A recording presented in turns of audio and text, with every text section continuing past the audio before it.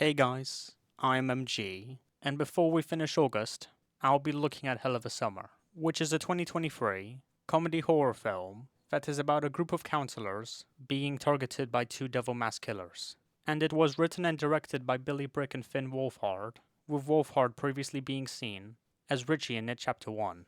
However, why don't we stop reminiscing about the past and start reviewing this film right now? For the first feature movie from Billy and Finn, I had to say that I had a solid time watching this. Yes, it's derivative as hell, with a story that has been seen a bunch in summer camp horror movies, like Friday 13th and others. So it doesn't provide anything new that much, which is a shame, but that's not really a huge issue, because putting that fact aside, I appreciate how the film succeeds, as both horror and comedy. There were a lot of actual funny moments. Not every bit of humor works. In fact, the first half hour was very weak comedically, but when the murders start happening, the comedy gains a lot more energy. That definitely worked for me, either from the writing or the acting, from surprisingly good performances. All of the performers were very energetic, and despite the characters' somewhat thin writing, these actors really managed to put that aside and still provide a bunch of entertaining bits, with my favorite being Fred Hechinger. He was incredibly charismatic as the main character,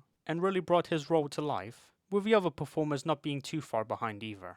As a horror film, some sequences did have their tension, like the fight between Mike and Bobby was quite fun, that definitely worked for both genres, and other moments like slowly finding a body was all really gripping as well, with some decent direction that feels very naturalistic, and some honestly beautiful shots with the cinematography that were quite cool to see. The kills aren't very good unfortunately. I really liked a couple, like Ezra's death was gnarly as hell, and Kathy's was very well edited, but the other death scenes are lame, which are either off-screen or painfully bland, but it's not that big of a deal. The special effects look really good, like the fires were decent, and the makeup was very well made, that looks really realistic. As I said, I don't care much about the characters. Jason and Claire have an alright relationship, with a couple of moments between the two that I kind of liked, but they're not the best couple out there. And as for the other characters, despite some funny moments, I don't care about them all that much. And the twist of who's the killer is nothing substantial too, but it could have been a lot worse. I thought the lighting was going to be a problem, but it honestly fits really nicely, with nothing about the night scenes being that dark, outside of a few shots here and there, where you cannot see much of what is happening on screen. There were also a handful of scenes that weren't very engaging, like the scene with the Ouija board, or some stuff in the opening 20 minutes.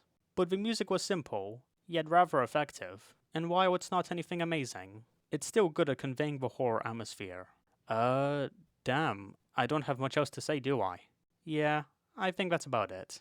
Overall, this is a solid start for two very talented people, and while I don't find it to be necessarily good, it was better than Friday the 13th, because it made better use of its story, and if you want to watch it, go ahead. It's not harming anyone. 6.6 out of 10. Goodbye everyone, and thank you for watching.